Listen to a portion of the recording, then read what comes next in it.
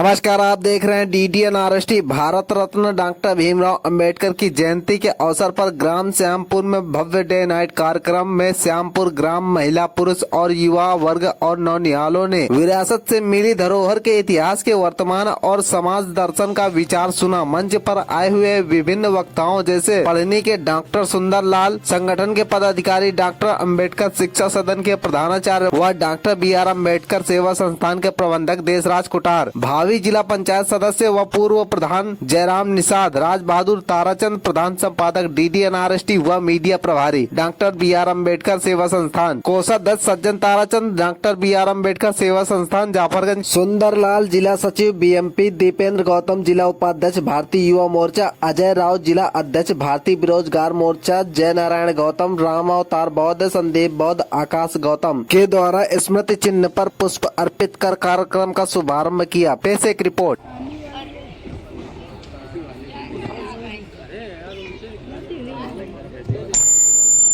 Hello, अरे सभी ग्रामवासियों को, बड़े बूढ़े बुजुर्गों, भाई बहनों, माताओं से मेरा करबद्ध निवेदन है कि अपना समय, कीमती समय निकाल करके भीमराव अंबेडकर प्रांगण में आने की कृपा करें तो महान दया होगी।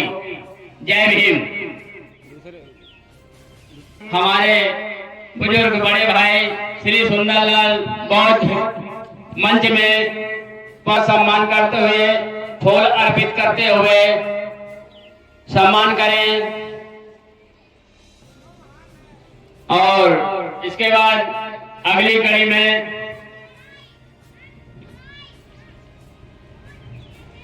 में हमारे पढ़नी से आए हुए हमारे डॉक्टर साहब सुंदरलाल जी पुष्प अर्पित करें, महापुरुषों का सम्मान करें। क्रमशः मैं नाम से भी ज्यादा परिचित नहीं हूँ, कृपया आप लोग भी आइए, बारी से अपने महापुरुषों का सम्मान करते हुए मंच की शोभा बढ़ाएं। धन्यवाद।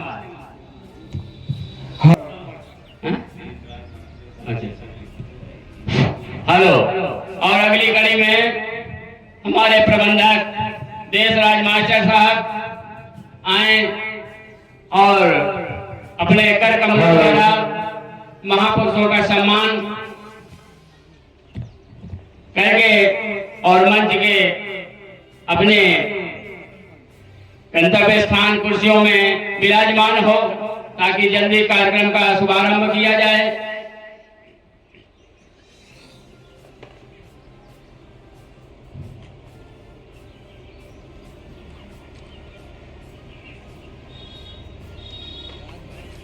अच्छा, हाँ, इसके बाद हमारे बीच आए हुए पत्रकार महोदय राज बहादुर चैनल DDN मंच के पास जल्दी से सम्मान करिए अपने महापुरुषों का,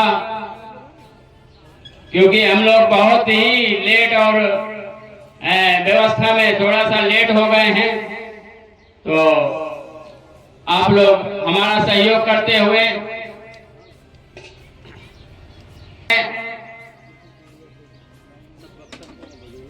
यह अवसर बार बार नहीं आता है। ये बड़ी किस्मत और बड़े ही समय का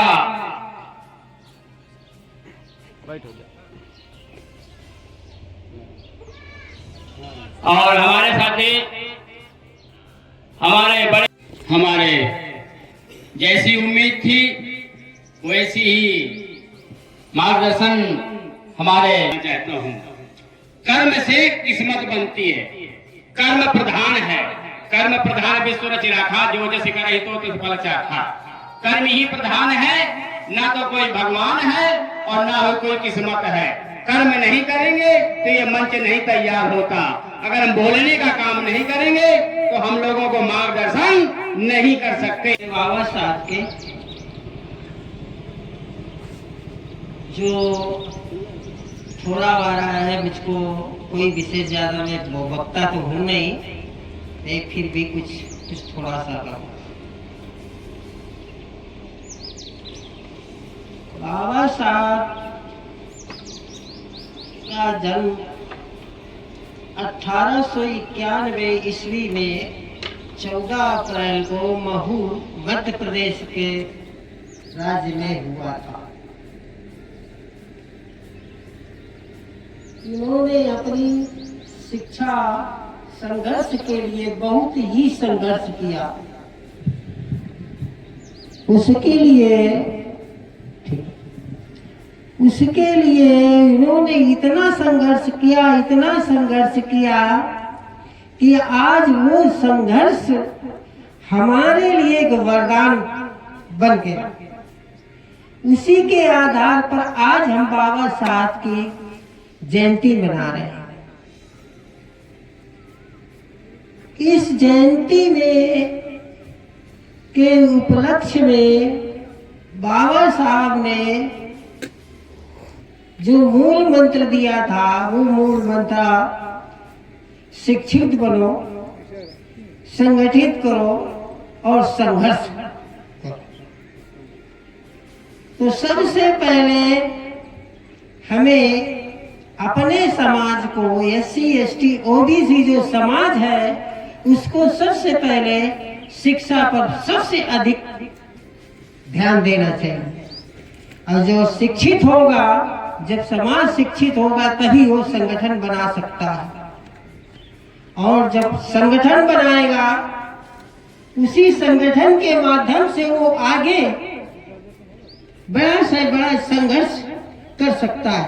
अन्यथा अगर आप लोग आपस में एक न होकर के एक दूसरे से वैमनस्य बनाए रखेंगे, तो जो मनवादी विचारधारा के लोग हैं, वो आपको एक एक करके दिन प्रतिदिन वो आपको जो है तोड़ते ही रहेंगे। आप कभी भी आगे नहीं बढ़ पाएंगे।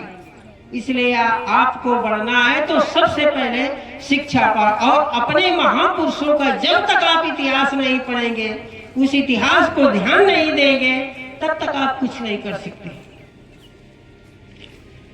इसी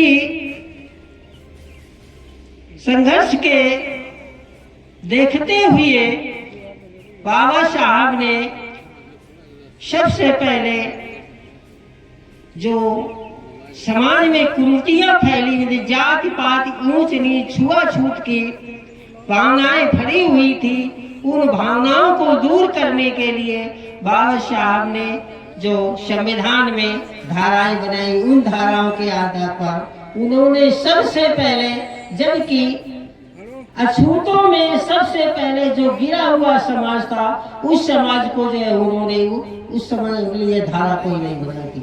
उन्होंने जो पिछड़ा वर्ग के लिए 340 धारा सबसे पहले पिछड़े वर्ग के लिए बनाई।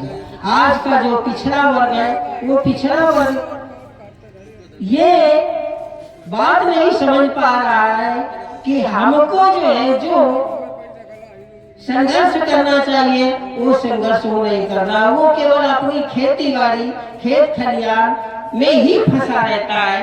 वो अपने अधिकारों के बारे में जरा से भी नहीं ध्यान दे रहा है। उस संघर्ष को वो चाहते हैं वो लोग कि जो भाई SC ST तो संघर्ष कर ही रहा है, बाद में तो हमको मिल ही जाना है। सबसे बड़ी बारी उसकी ये धारणा रहती है, जबकि उसको सबसे आगे जो है, उनको एक समय ये था कि जो है समाज OBC में समाज कहा करता था कि हरिजन भाई सब हमारी सीटें लिए जाता है, सब हमारी सीटें लिए जाता है, मगर ये नहीं सोचता कि जो है, क्योंकि तुमने तो पढ़ा ही नहीं है। अगर पढ़ा होता तो तुमको मालूम होता कि हमारी सीटें कौन खा रहा है। जब SC ST की सीटें आज तक नहीं भरी गई हैं, तो OBC भाइयों की सीटें गई तो गई कहां। इस राज को खोलने के लिए काशीराम ने जब बाम सेव की स्थापना की है, तब उन्होंने जो इस बात को खोला। जब ये बात खुली, तब आज के समय में वही OBC भाई आज के समय में ये नहीं कहता कि हरिजन भाई सब हमारी सीटें खा गए। नहीं तो सबसे पहले तो उसकी धारणा यही रहती थी कि हरिजन भाई ही हमारी सभी सीटें खा रहा है। तो इस समाज में जो पूर्वतया आज के समय में फिर भी जो है ये जो मनवादी धारणा वाले फिर एक महिला आरक्षण लेकर के आए।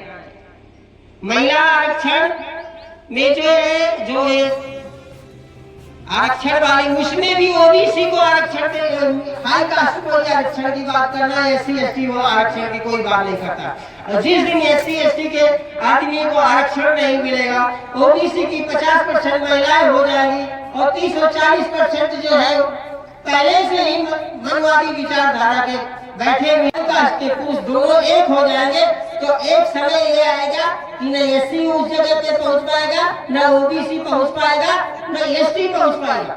सभी उन्हीं के आधार पर होने लगेगा। आज का ये चल रहा है।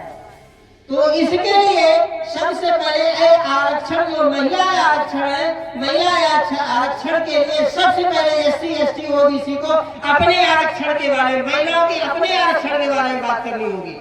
जब तक ये नहीं होगा तब तक आप जो है कभी आज जो है जो थोड़ी बारी सीटें मिल भी रही है एससी एसटी को भी जो विधायक नेता जो बन के जाते, एक समय ये होगा कि सब उन्हीं के उन्हीं हो जाएंगे।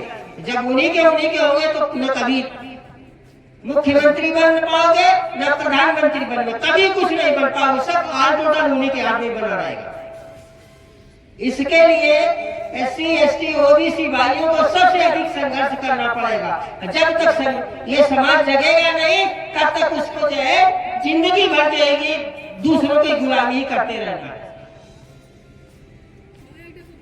जिसमें जो पिछड़ा वर्ग समाज है तो पिछड़ा वर्ग समाज जो ही सबसे ज्यादा असली दलित जो है ओबीसी है। क्यों? क्योंकि जो बैठे बैठे खाना चाहता, कुछ भी नहीं करना चाहता, उन्होंने जो अपने को सबसे सर्वश्रेष्ठ समझा है, उन्होंने जो धारणाएं बनाई है जात पात जो है जो बनाया है उसके आधार पर एक दो जाति दो, एक अछूत और दूसरा अछूत का अछूत है, दूसरा सछूत के अंतर्गत जितनी जातियां चाहे देख लीजिए कुर्मी काछी है गड़रिया पासी ये सब सछूत अछूत है। क्योंकि इनसे उनको गड़रिया भाई उनके लिए कंबल बना के दे देगा, कुर्मी भाई गेहूं की व्यवस्था कर देगा, अहिर भाई दूध की व्यवस्था कर देगा, काछी भाई सब्जी की व्यवस्था कर देगा और जो है धोबी भाई उनके कपड़ा धुल देगा, नाई भाई उनके बाल बना देगा, लुहार भाई उनके जो है हसिया खुरपी कुदाल की व्यवस्था कर देगा, कार भाई पानी भर देगा। इस तरीके से ये सभी व्यवस्था उनको वहां से मिल जाएगी और वो आराम से बैठ करके खाएगा। और तुमको क्योंकि वो जो ये चाहता है कि हमको इनको ऐसे बांटना है कि ये कभी एक ना हो। अगर एक हो जाएंगे तो हमको ये जो है जहां आज हम बैठे हमको रोड पे खड़े होकर के कटोरा लेकर के भीख मांगनी पड़ेगी। इसलिए वो जो है एससी एसटी भाइयों को जात पात ऊंच नीच छुआछूत के बारे में बीच में ही घुसेड़ करके रखना चाहता है। वो नहीं चाहता कि ये समाज जगे और उस समाज को जगाने के लिए जो हम लोग जो है जो व्यवस्था परिवर्तन की लड़ाई लड़ रहे हैं, जिसमें जो बाण सेव के माध्यम से जो लड़ाई हो रही है, उस लड़ाई में वो लोग ये नहीं ध्यान दे रहे हैं कि हमें किसके साथ में चलना है, किसके साथ में नहीं चलना। वो जो है केवल वो अपनी जात आधारित राजनेताओं के चंगुल में फंसा रहता है। लास्ट समय वही राजनेता जाकर के उनके कलवे काटता जाकर के चाटकारिता करता है, मगर अपने समाज के बारे में नहीं कुछ सोचता है कि हमको हमारा समाज कहाँ जा रहा है, कहाँ नहीं जा रहा है। आज जो है शिक्षा इतना बर्बाद किया जा रहा है। अभी कुछ समय जो विद्यालय जो मर्ज हो रहा है वो उसका भूत फिर जगने वाला है। उस भूत को जो है भगाने के लिए फिर आपको संघर्ष करना पड़ेगा। तभी ये सरकारी जो विद्यालय जो आज बच्चे हैं गरीब तबका के वो पढ़ रहे हैं, नहीं तो एक दिन जो है प्राइवेट स्कूल जब हो जाएंगे तो जो सरकारी शिक्षा बंद हो जाएगी। जो आज 300, 250, 300, 200 फीस पर यही 2000, 3000, 5000 में होगी। उस समय SC, ST, OBC का लड़का पढ़ना बिल्कुल ही पढ़ाई बंद हो, उनको केवल क्या होगा, खेती करो और मजदूरी करो, यही होगा जो। इसलिए जो है सबसे पहले हमको जो है अपने बच्चों की शिक्षा के लिए सबसे ज्यादा संघर्ष करना पड़ेगा। और जब तक संघर्ष नहीं करेंगे तब तक आप कुछ नहीं कर सकते। वो तो लोग चाहते हैं, शिक्षा प्रतिदिन दिन प्रतिदिन इतनी महंगी होती चली जा रही है कि अभी तो कुछ नहीं, BA, BSc, MSc तो मान लिया कुछ लोग कर ही रहे हैं। इसके बाद आपको प्रोफेशनल जॉब के लिए जो एजुकेशन है उसके लिए हजारों, लाखों, दसियों लाखों, 20 लोग, करोड़ों लोग में फीस पर पहुंच रही है। तो अपने भाइयों से मेरा ये कहना है कि जो है हमारा जो वामसेव संगठन है, इस संगठन के आधार पर चल के अपने समाज को आगे बढ़ाने के लिए आगे बढ़ो। अन्यथा ये होगा एक दिन कि आप कुछ मनवादी धारणा थी, मुंह में हांडी लगी हुई थी, कमर में झाड़ू बना था, कुछ दिनों के बाद वही दिन आ जाएगा। अगर उस समय से बचना है तो आपको सबसे पहले शिक्षित होना पड़ेगा। और शिक्षित होंगे, फिर संगठित होंगे, तभी आप संघर्ष करेंगे, अन्यथा कुछ नहीं कर पाएंगे। इसी बात के साथ मैं अपनी वाणी को विराम दे रहा हूँ। जय भीम, नमो बुद्धाय। नमो बुद्धाय। समस्त ग्रामवासियों, क्षेत्रवासियों के लिए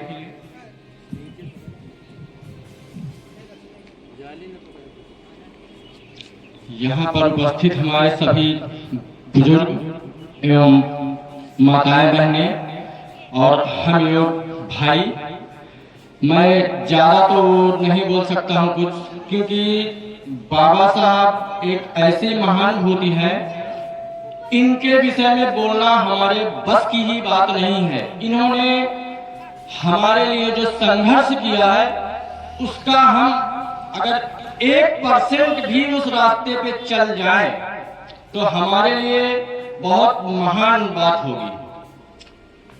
इस बाबा साहब हमारे लिए क्या किए हैं, सबसे जो शिक्षा के विषय में इन्होंने बात कही है, शिक्षित रहिए, संगठित रहिए, संघर्ष कीजिए। ये हमें शिक्षा इतनी वो है, आजकल लोग देखते हैं कि जैसे लोग बोल देते हैं कि शिक्षा एक वो है कि बिल्कुल आसान है, इतना भी आसान नहीं है शिक्षा। बाबा साहब के पास 32 डिग्रियां थी, 32 डिग्रियां, 9 भाषाओं का ज्ञान था। आज के इसमें लोगों को देखिए जो 5वीं फेल है, वो जो है बाबा साहब की डिग्रियों में वो निकालते हैं कमियां, कहते हैं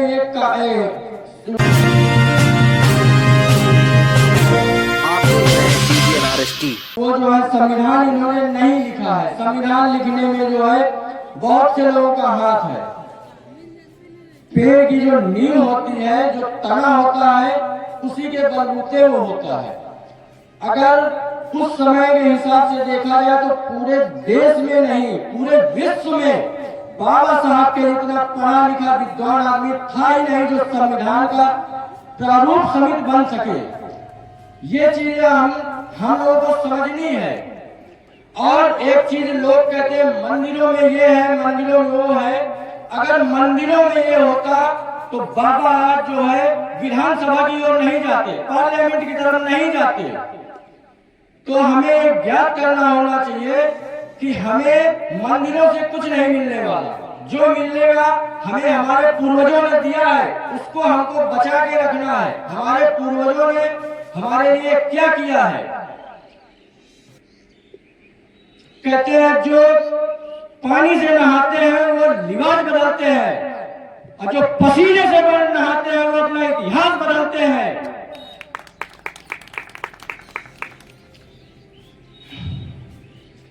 कहते हैं खुशबू आ नहीं सकती बनावटी फूलों से, और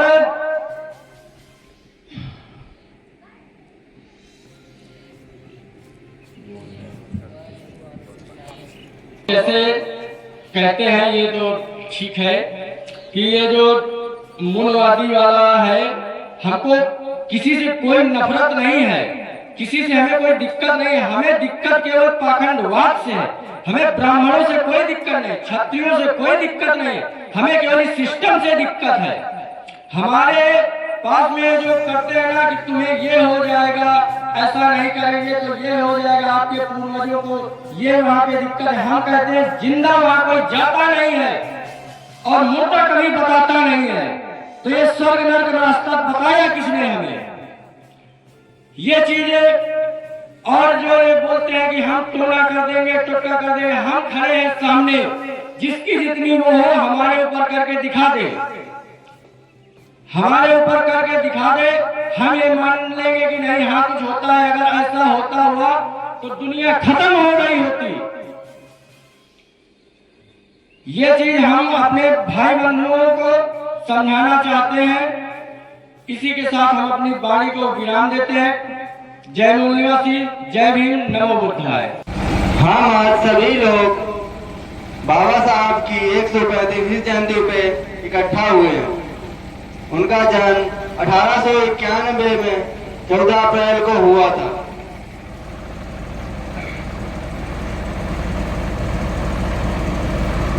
और उन्होंने बचपन से लेके बहुत संघर्ष था। बचपन में जब वो स्कूल जाते थे तो एक बार उनको जलील होना पड़ा कि वो पानी पी रहे थे, तो बच्चे बोले कि इसको छू नहीं सकते। तो वो रोते हुए घर आए और माँ से कहा कि माँ हम स्कूल नहीं जाएंगे। तो माँ ने कहा ऐसा क्यों? तो बोले कि हमको वहाँ पानी नहीं मिलता। तो माँ बोली कि हम नीच जाति से आते हैं। तो बोले कि नीच क्या होता है? तो बोले कि कुछ लोगों ने बता रखा है कि हम लोग नीच हैं और ऐसा पानी नहीं छू सकते, सब लोगों के साथ नहीं मिलकर रह सकते। तो उन्होंने उस दिन ये प्रण किया था कि मैं ऐसा नहीं होने दूंगा, मैं सबको एक बराबर लाके खड़ा कर दूंगा। उन्होंने उस संविधान लिखकर हम सबको आज उस बराबरी में लाकर खड़ा कर दिया है। लेकिन पढ़े लिखे लोग तो समझते हैं कि हम बराबर हैं, लेकिन जो अनपढ़ लोग हैं वो समझते हैं कि नहीं हम बहुत ऊंचे लोग हैं, हमसे ऊंचा इस संसार में कोई नहीं है। हाँ, अपने आप को भगवान समझते हैं। लेकिन जो पढ़ा लिखा समाज है वो समझता है, वो सर झुकाता है। दूर से देखते हैं कि बाबा साहब की जयंती हो रही है, फोटो रखी है, तो वो सर झुका के निकलते हैं। लेकिन जो अनपढ़ हैं तो सीना चौड़ा करके निकलते हैं कि अरे हम तो इनसे बहुत ऊंचे हैं। और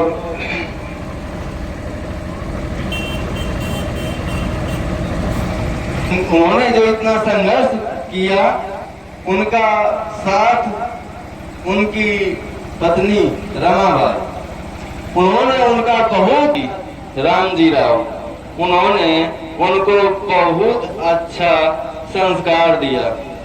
आज हम भी बन सकते हैं वैसे जैसे थे, लेकिन ये आज मोबाइल टीवी और ये सब बातें, तो हम लोग क्या करते हैं, पापा कहते हैं कहाँ जा रहे हो, तो हम अपनी भाषा में कहते हैं कहूँ ना, जा तो कहीं रहे हैं लेकिन कहूँ ना, अब यार हैं, अरे बता दो कहाँ जा रहे हो, और जो कहते हैं वो करो, लेकिन करते नहीं है। अरे भाई, जब तक आप पापा मम्मी की बात नहीं मानेंगे तब तक आप आगे कैसे बढ़ेंगे? और हमारा समाज यहीं से नीचे जा रहा है। दूसरा कोई अगर बच्चे को मार दे तो घर वाले हमारे बच्चे को क्यों मार दिया, उसने क्या गलती की है? अरे गलती की है तो हमसे बताते, उसको क्यों मार दिया। लेकिन बस यही है, समझ लो कि बहुत बड़ी कमजोरी कि बच्चा गलती करता है तो उसको कोई डांट नहीं सकता। अगर डांट सकते तो आज वो गलती ही न करता। और आज हमारा समाज बहुत ऊपर होता, लेकिन पता नहीं कहां फंसा पड़ा है, किस जाल चक्करों में, जो समझ नहीं आ रहा। बाबा साहब रो रो के पढ़ाई किए, इतनी संघर्ष, इतनी मेहनत, भूख प्यास सब कुछ सहन करके केवल उन्होंने पढ़ाई की। अरे आज हमको तो पेट भर रोटी भी मिल रही है, पैसे भी मिल रहे हैं, जो चाहते हैं वो मिल रहा है, लेकिन उनको क्या मिला?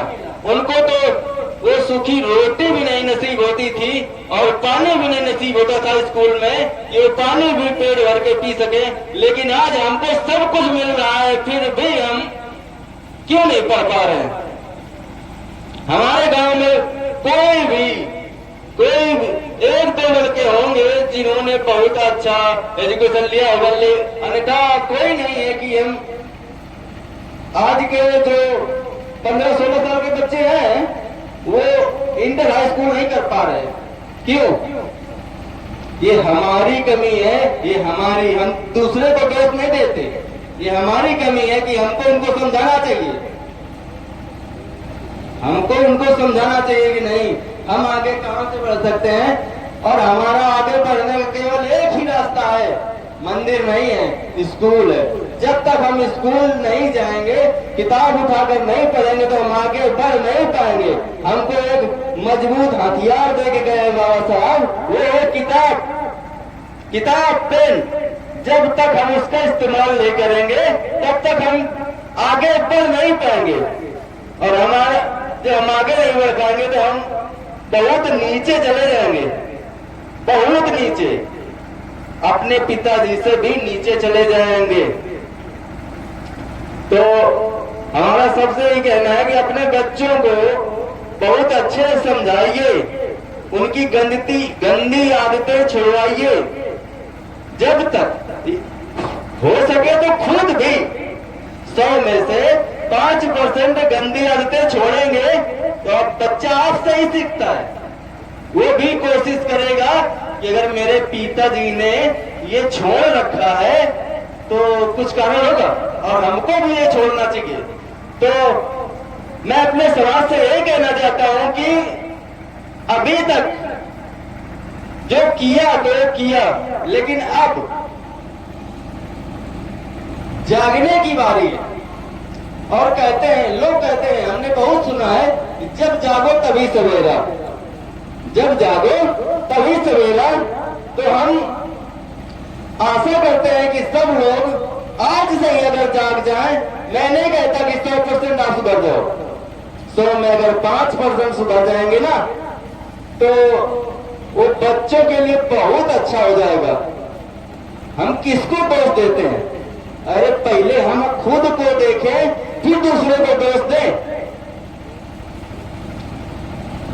मैं किसी को ये मान लीजिए कि ठेस नहीं पहुंचाना चाहता। जहां तक मेरी समझ है, मैं बोलना चाहता हूं कि हमें किसी को भी गलत नहीं बोलना चाहिए। सबसे पहले अपने आप को गलत बोलना चाहिए, हम गलत हैं। अगर हमारा बच्चा नहीं शिक्षित है तो हम गलत हैं।